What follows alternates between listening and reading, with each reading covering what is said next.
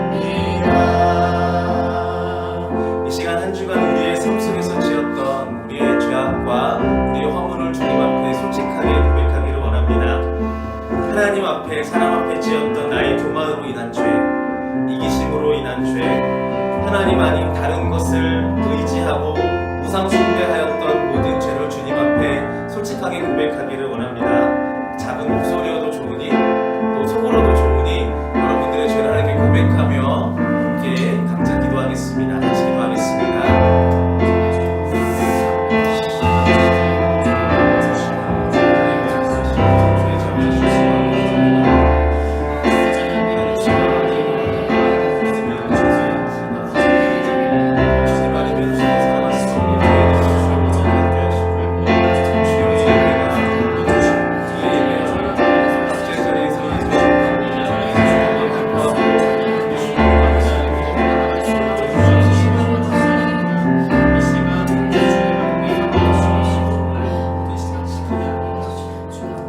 하나님께 감사하리로다. 너희가 본래 죄의 종이더니 너희에게 전하여 준 바 교훈의 본을 마음으로 순종하여 죄로부터 해방되어 의인에게 종이 되었느니라. 그러므로 이제 그리스도 안에 있는 자에게는 결코 정죄함이 없느니라. 아멘.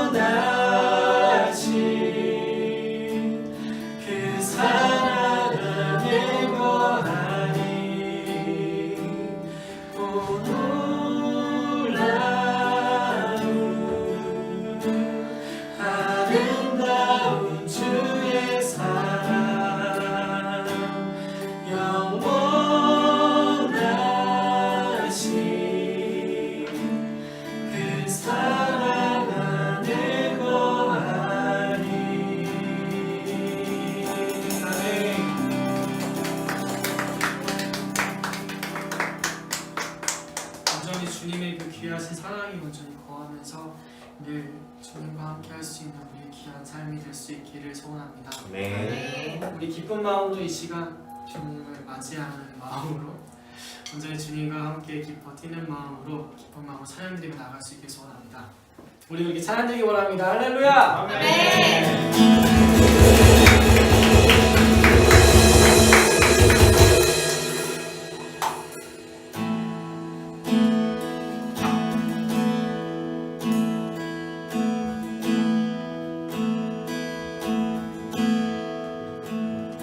주님을 맞이하며 찬양을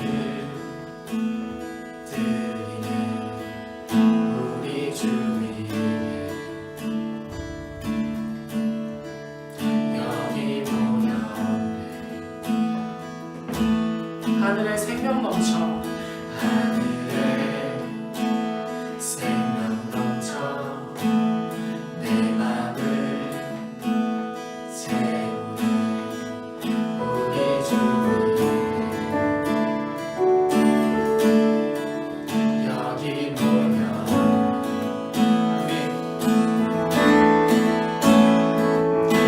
우리 맘 주께 열어 감출 것은 없네 주 유일한 소망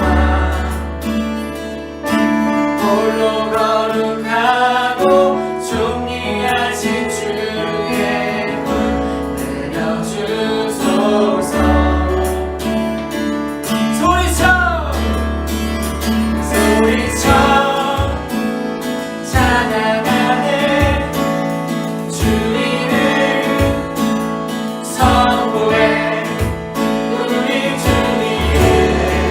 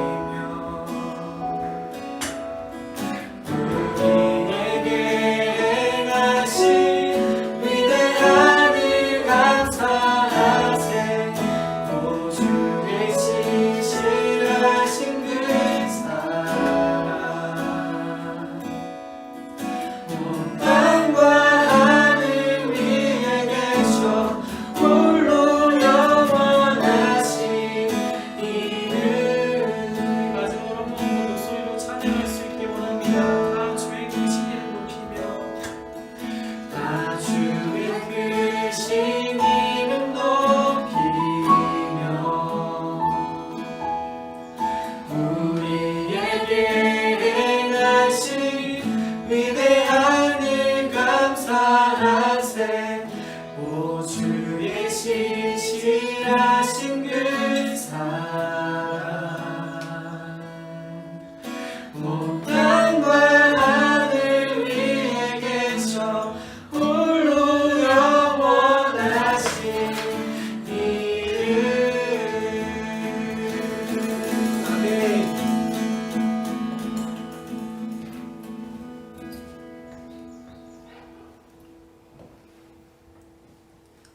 오늘 예배의 기도는 우리 청년부 부장님이신 정병초 안수 집사님의 기도문입니다.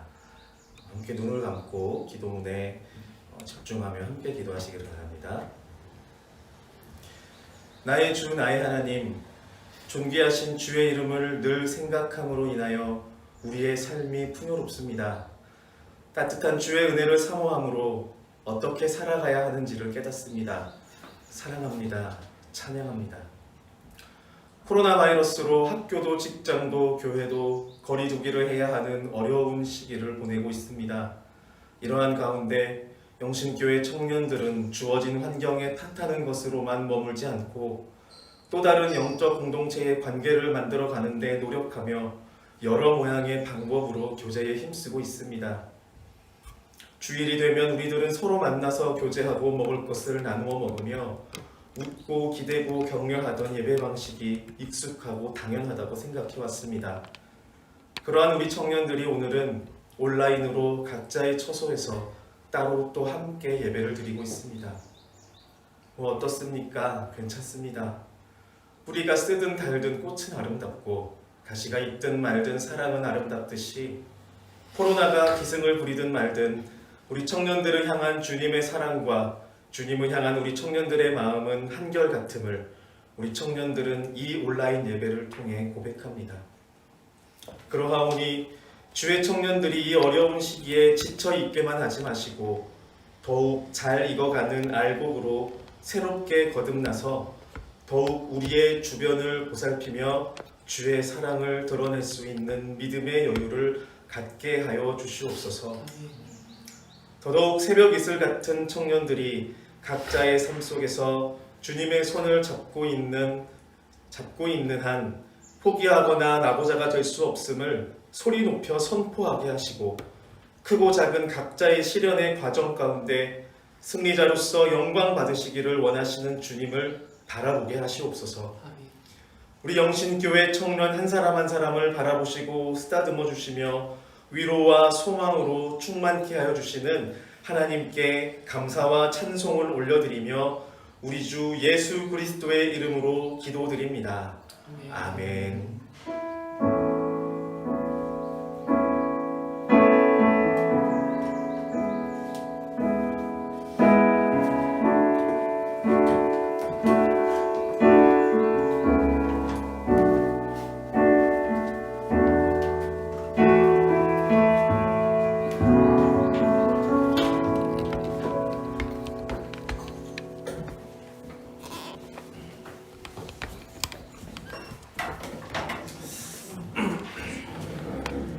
여러분들은 저를 11시 예배 때마다 항상 보셨겠지만 그러네요. 또 여러분들은 저를 계속 보고 있고요. 저는 못 보고 억울하진 않고요. 어쨌든 이렇게 만나게 돼서 너무 반갑습니다. 우리 함께 하나님의 말씀 좀 같이 나누고 싶습니다. 오늘 함께 나눌 말씀은 사도행전 1장의 말씀입니다. 사도행전 1장 말씀입니다.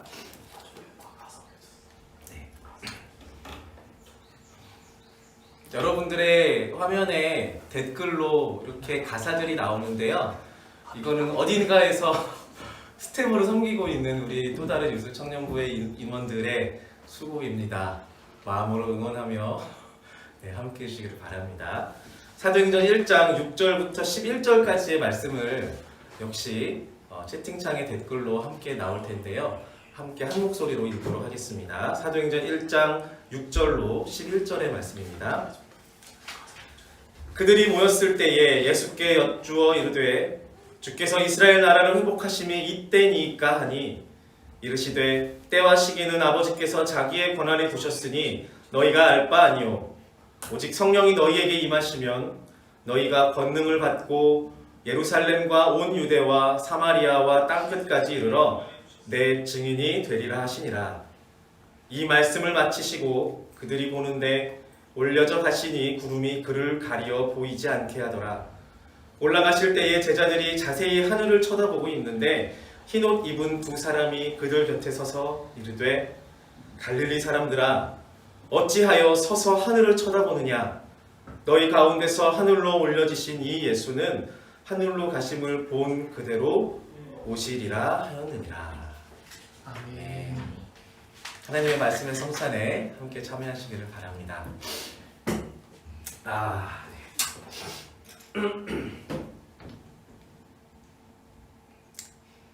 처음이라서 몇 가지 늦게 시작도 되고 그렇게 했는데요. 하다 보면 더 잘하겠죠. 그렇습니다. 5월의 첫째 주입니다. 그러니까 이게 제가 설교문을 찾아보니 마지막으로 청년부에서 함께 했던 설교문의 원고가 2월 23일이었어요. 오늘이 5월 첫째 주니까 정확하게 2달 만에 여러분들에게 함께 메시지를 전하고 하나님의 말씀을 나누게 됩니다. 여러 가지 모양을 통해서 여러분들의 소식을 전하기도 하고 또 각자 궁금한 여러분들 공동체의 소식을 대신해서 영상 콘텐츠를 통해 전해드리기도 했습니다.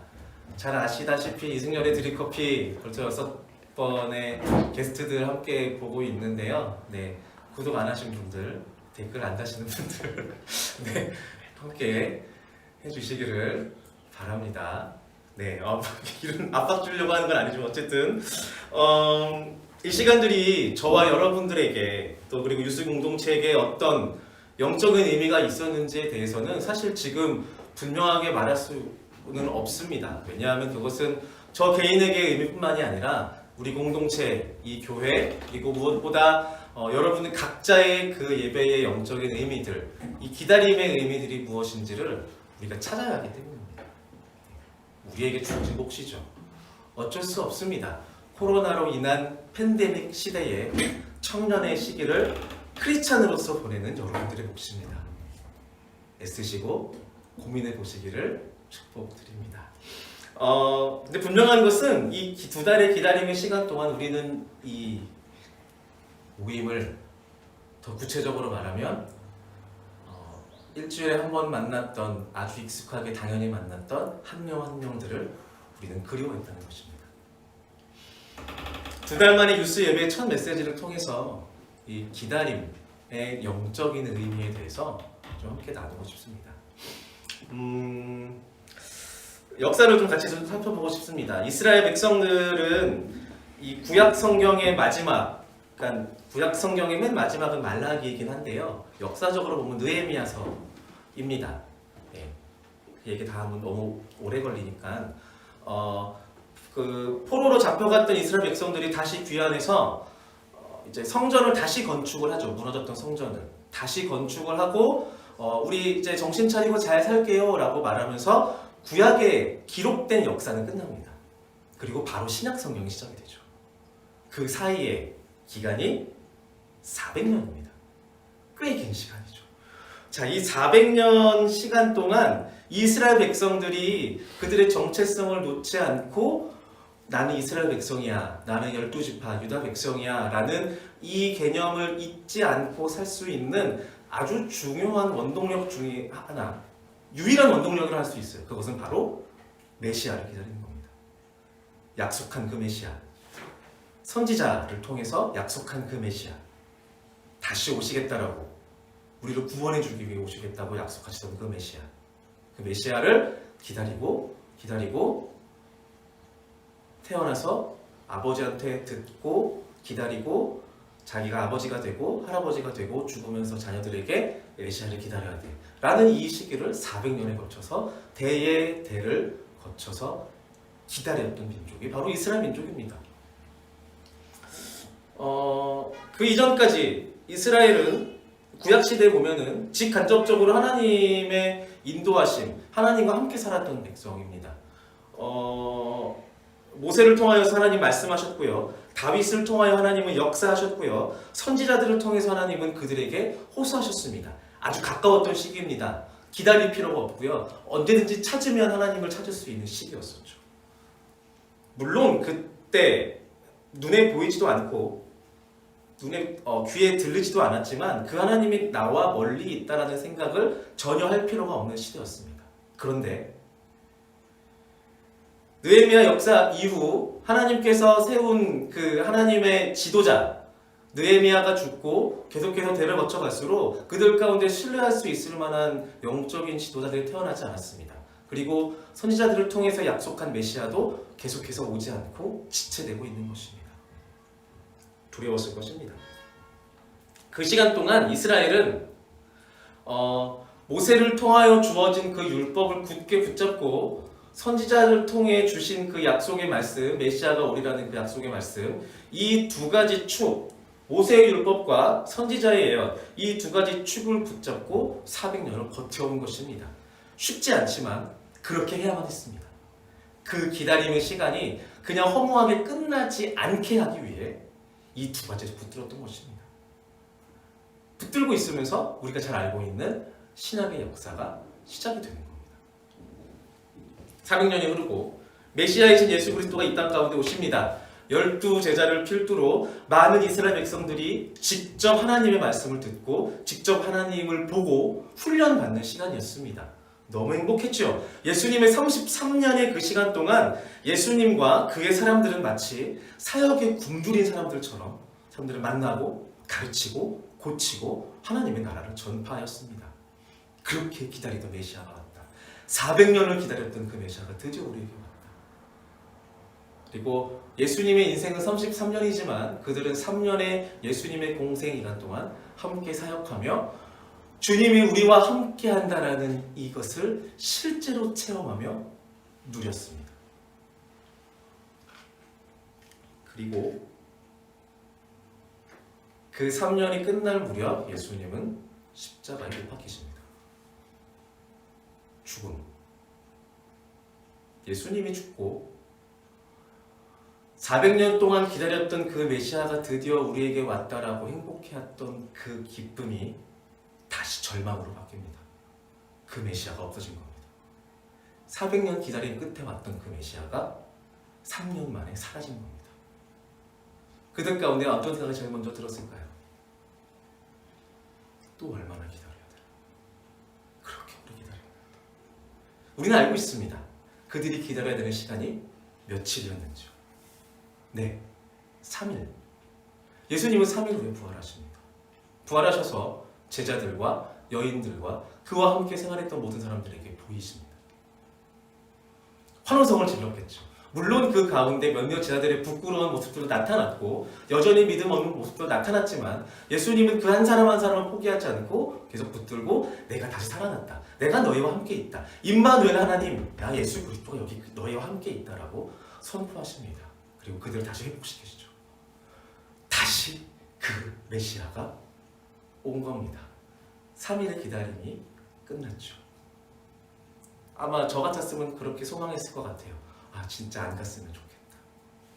계속 같이 있었으면 좋겠다. 그리고 우리는 또 알고 있습니다. 그 예수님은 그들과 함께 공존하는 그 시간 단 40일이었습니다. 부활하신 예수님은 제자들과 40일 동안 골방에 함께 있으면서 그동안 예수님과 3년 동안의 공생의 사역 기간 동안 가르치고 고치고 전파했던 일들의 영적인 의미들에 대해서 다시 반복하시며 제자들을 훈련시키십니다. 40일이 됐던 그때에 40일이 되는 그때에 예수님은 제자들을 뒤로하고 하늘로 승천하십니다. 처음으로 돌아갑니다. 400년의 기다림 끝에 메시아가 왔고 그 메시아가 33년 동안 그들과 함께 하다가 메시아 예수 그리스도가 죽으시고 3일간의 또 공백 기간이 있습니다. 3일 후에 예수님이 다시 그들 가운데 오셔서 40일의 공존 기간이 있습니다. 그리고 40일 후에 예수님이 다시 그들 가운데에서 떠나가십니다. 다시 공백이 생기는 겁니다. 그렇게 원했는데 그 기다림이 또다시 시작돼요.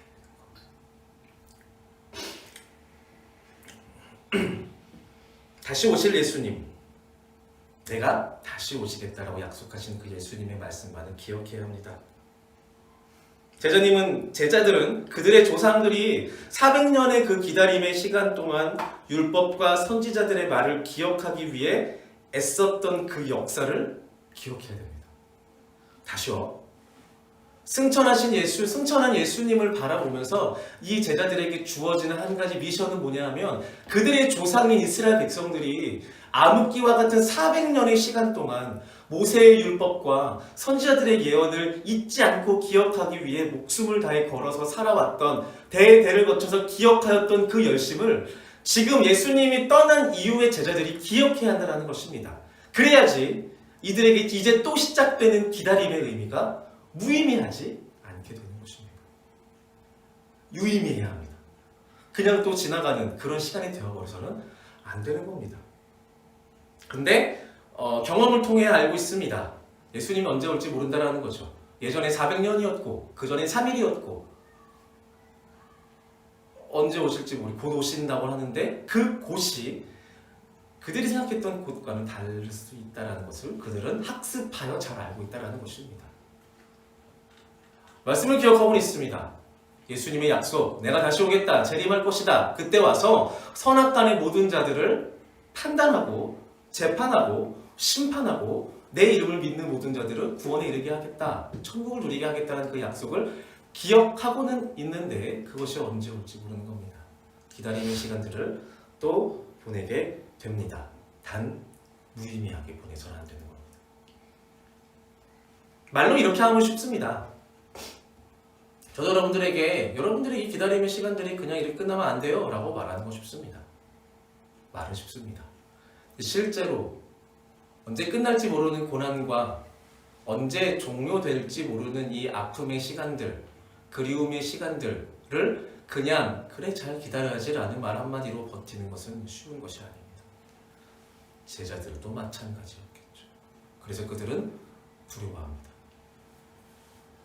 오늘 본문에 보면 묘사하면 그렇습니다. 예수님이 제자들에게 지상 명령을 하시죠. 너희들은 온 유대와 사마리아와 땅끝까지 이르러 내 증인이 되리라 라는 지상 명령을 하시고 올라가십니다. 제자들은 올라가신 예수님을 보고 있습니다. 계속 보고 있습니다. 그때 천사들이 얘기하죠. 너희들 왜 계속 하늘만 보고 있냐? 그 주님 다시 오실 거야. 이제 니들 삶을 살아야지 라고 말씀하십니다. 사실 그렇게 오랜 기간들이 필요하진 않았습니다. 기다림의 시간. 예수님이 승천하고 나서 제자들에게 필요한 기다림의 시간, 우리가 잘 알고 있는 오순절 성령 강림 사건으로 인해 제자들과 모든 사람들은 임마누엘 하나님이 우리와 함께 하신다는 그 임마누엘 하나님의 고백이 실제화됐다는 것들을 분명히 믿게 됩니다. 기다림의 시간이 길지 않았습니다. 그런데 동시에 이 기다림은 계속해서 이어지고 있습니다. 왜냐하면 예수님의 약속은 내가 다시 와서 종말의 때죠. 종말론적 신앙에 대해서 말씀하셨던 거거든요. 그때가 진짜 기다림이 끝나는 시기입니다. 단 오순절 성령 사건으로 인해서 기다림의 시간을 보내야 하는 당시 제자들과 저와 여러분들, 기다림의 시간을 보내는 저와 여러분들이 어떠한 것을 붙들고 살아가야 하는지를 우리한테 주셨다는 거죠. 바로 성령 하나님. 우리의 힘으로, 우리의 생각으로, 우리의 관계로, 우리의 어떠한 끈끈함, 인간의 끈끈함과 어떤 경험만으로 이 시간들을 그냥 버틸 수 없다는 것들을 우리의 연약함들을 주님께서 가장 잘 아셨던 것이죠. 그래서 지연되는 재림, 예수님이 언제 오실지 모르는 지연되는 재림의 그 시간 가운데 우리를 도우시기 위해 하나님께서 친히 성령 하나님을 보내신다는 것입니다. 어려운 개념이지만 지금 저와 여러분들 가운데에는 이 성령 하나님이 역사하고 계십니다. 살아 역사하시는 하나님, 실체를 잘 모르겠지만 본 적도 없고 들은 적도 없지만 나보다 나를 더 잘 아시는 그 하나님이 성령 하나님을 통해서 우리에게 말씀하십니다. 우리 가운데 양심의 역할들을 통해서 우리한테 말씀하시고 우리가 악한 길로 빠지지 않고 선한 길을 선택하여 도모할 수 있도록 우리를 응원하시고 중보하시는 분이 바로 성령 하나님입니다. 그리고 그 삶을 계속해서 지탱할 수 있는 힘을 주십니다. 언제까지? 예수님 다시 오실 때까지 말이죠. 우리 때가 아닐 수도 있습니다. 그러나 그 기다림의 시간이 우리한테 무의미하게 끝나지 않을 수 있도록 성령 하나님이 우리를 응원하신다는 것입니다. 작년에 유스 공동체에 보내는 편지 이 시리즈 설교를 통해서 몇 번 말씀드렸던 것 같습니다. 사도 바울의 편지들 안에 서신서들 안에 소개되었던 그 교회들의 모습들을 보면 완전하지 않았어요.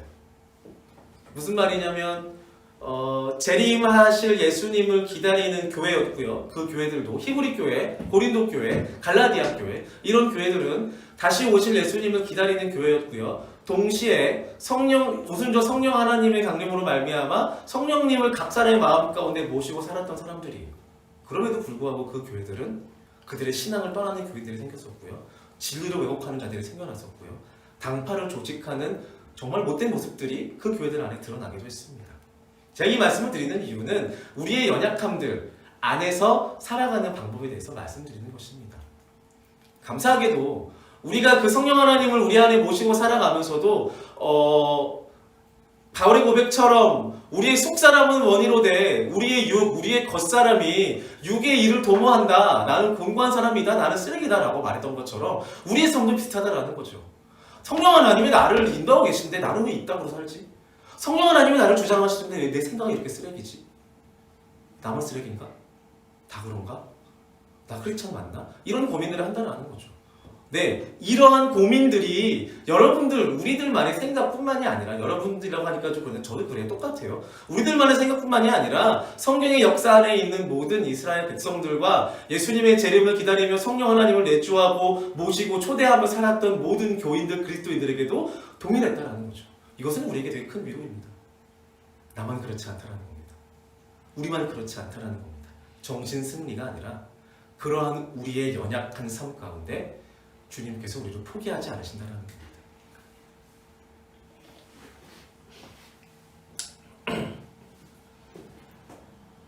예수님의 재림을 기다리며 성령님의 도우심을 힘입는 그 삶은 끝없는 기다림으로 인해서 지연되는 재림으로 인해서 지칠 수 있으나 하루하루 다시 오실 주님을 소망하고 하루하루 내 삶을 인도하시는 그 하나님을 발견하며 역설적으로 새 힘을 얻고 살아가는 삶이 될 수도 있다는 것입니다. 말씀을 마무리하겠습니다. 우리는 기다림의 시간을 보내고 있습니다. 여러분들은 보이지 않지만 여기 스텝으로 함께하고 있는 우리 청년들, 리조이스와 임원들 그리고 청년들이 있는데요. 오랜만에 얼굴을 보며 형용할 수 없는 기쁨과 반가움의 얼굴로 서로 인사하는 것을 보았습니다. 우리는 그렇게 인사할 날을 기다리며 이 기다림의 시간을 보내고 있습니다. 어떤 사람들은 지쳤는지도 모릅니다. 또 어떤 사람들은 불안해할 수도 있습니다. 나의 신앙이 지금 어디에 있는지, 나 이대로 괜찮은 건지, 내 믿음이 혹시 땅에 떨어져 있는 것은 아닌지. 그러나 이 모든 두려움들보다 더 근본적으로 기억해야 하는 사실은 성령 하나님이 나와 함께 하신다는 것입니다. 나의 그 연약한 생각 가운데 함께 하신다는 것입니다. 이 기다림의 시간들이 내게 아무 의미 없이 끝나지 않을 수 있도록 계속해서 우리 안에 거룩한 부담을 주시면서 또 우리 안에 믿음이 떨어졌을까 봐 두려워하는 그 마음도 아시고 우리를 위로하시며 괜찮다라고 말씀하시고 계속해서 이 공동체와 이 신앙의 삶을 다름질할 수 있도록 우리에게 새 힘을 주시는 그 성령 하나님이 우리와 함께 하신다는 것입니다. 이게 먼저입니다. 내 믿음이 어떠한가를 나 스스로 판단하며 정죄하는 것보다 성령 하나님이 나와 함께 하시면 나를 위로하시고 나를 중보하신다는 이 사실을 믿는 것, 이게 먼저입니다. 이것이 전제되어야 합니다. 이것이 전제되고 내 신앙의 어디인가를 보았을 때 희망이 생기는 것입니다. 기다림의 시간이 그저 무의미하게 버티고 버텨야 하는 그런 시간이 아니라 이 기다림의 터널이 끝났을 때의 기쁨과 감격을 소망하게 만들어주는 힘을 우리 성령님께서 제공해 주신다는 것을 믿으시기를 바랍니다. 그러므로 여러분, 그날을 소망하며 오늘의 기다림을 맞이하시기를 바랍니다. 여러분들이 할 수 있는 방법대로, 설교 초두에 말씀드렸던 대로 여러분들의 방법대로 이 기다림의 영적인 의미가 나에게 무엇인지를 고민해 보시고 생각해 보시고 가능하다면 주위 크리스찬 분들과 함께 나누어 보시며 생각해 보시기를 바랍니다. 그리고 이 기다림의 시간을 그렇게 마무리하시기를 바랍니다. 전화와 카톡으로 서로 안부를 묻고 격려하시기를 바랍니다. 네, 안 보니까 편안해 이런 생각 하지 마시고 그리운 얼굴들 만났을 때 어색하지 않도록 한마디의 인사말이라도 함께 나누며 교제할 수 있기를 바랍니다. 영상을 넘어 함께 예배하는 우리 유스 공동체 여러분, 평강의 왕이신 예수님의 이름으로 평안을 전합니다. 부디 영과 육이 평안하고 강건하시기를 간절히 소망합니다. 기도하겠습니다.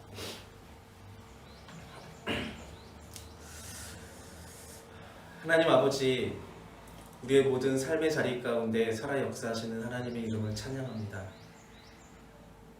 그 주님께서 우리와 함께 하시며 놓지 아니하시고 포기하지 아니하시는 주님이신 줄 믿습니다. 비록 우리 손에 만져지지 않고 눈에 보이지 않고 귀에 들리지 않으나 내 모든 말과 행동과 관계와 생각을 주장하시는 성령 하나님께서 우리와 함께 하심을 믿습니다. 이 기다림의 시간을 함께 보내며 우리 눈에 보이지 않지만 주님께서 우리와 함께 하시는 것처럼 이 공동체 안에 내가 속해져 있음을 기쁨과 감사함으로 누릴 수 있도록 성령 하나님 우리를 가르쳐 주십시오. 이 기다림이 끝났을 때에 얼굴과 얼굴을 마주하며 주님께서 내게 허락하신 귀한 공동체 한 사람 한 사람이 얼마나 소중했는지를 깨달을 수 있는 시간이 되도록 주님 우리에게 주어진 이 기다림의 시간을 지혜롭게 보낼 수 있는 지혜 허락하여 주시옵소서. 그렇게 인도하실 주님의 이름을 찬양합니다. 예수님의 이름으로 기도드립니다. 아멘. 제가 계속해서 기도하겠습니다.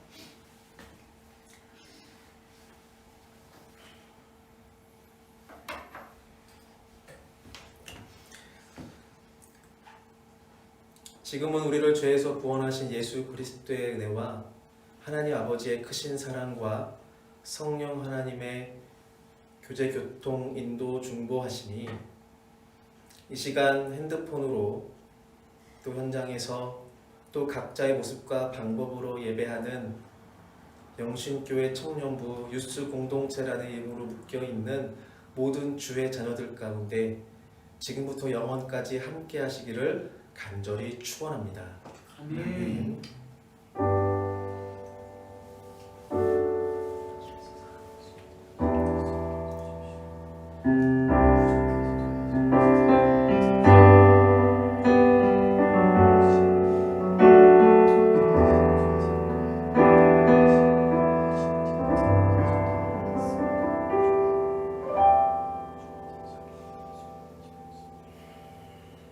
네, 예배 실시간 예배가 마쳤습니다. 광고 말씀을 조금 드릴게요. 사실 제가 준비해서 했었어야 되는데 거듭 말씀드리지만 저도 처음이라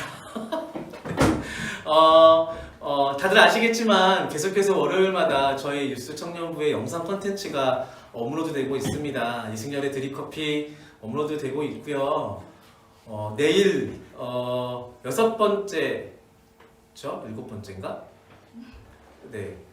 모르겠어요. 어쨌든 네, 그 영상이 업로드되지 않습니다. 내일은 드립커피가 아니라 저희 이 기간 중에 이렇게 함께 또 했었던 프로젝트가 하나 있어요. 공존 프로젝트라고 해서 토크 콘서트 했었던 영상의 내용들로 이제 그 사회적 이슈가 되었던 이야기들에 대해서 함께 우리가 고민하고자 그 영상이 내일 공존 프로젝트라는 이름으로 업로드될 예정입니다.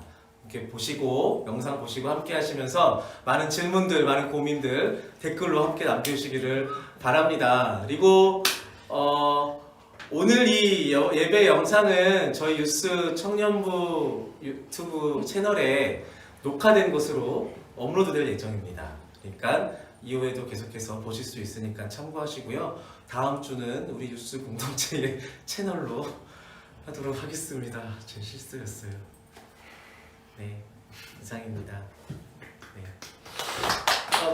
끝내기 전에 우리 오늘 함께 스텝으로 참여했던 사람들 이렇게 앞으로 이걸 돌리면 되는데 이걸 돌리면 돼. 나올 필요 없어.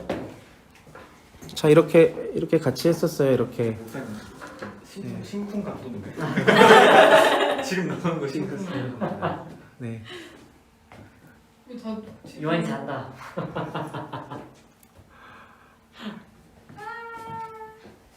그리고 지금 댓글 요정으로 댓글 요정으로 예은이와 네 미나가 함께하고 있습니다. 안녕.